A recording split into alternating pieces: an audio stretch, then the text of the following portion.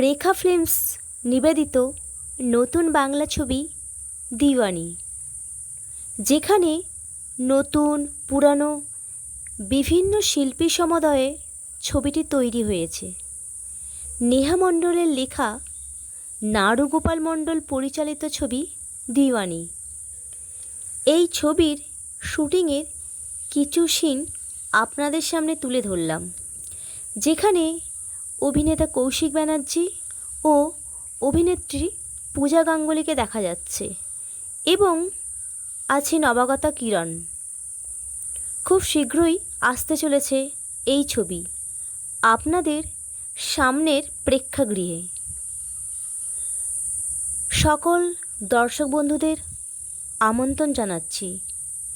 এই চ্যানেলটি like, share and subscribe করে পাশে থাকবেন।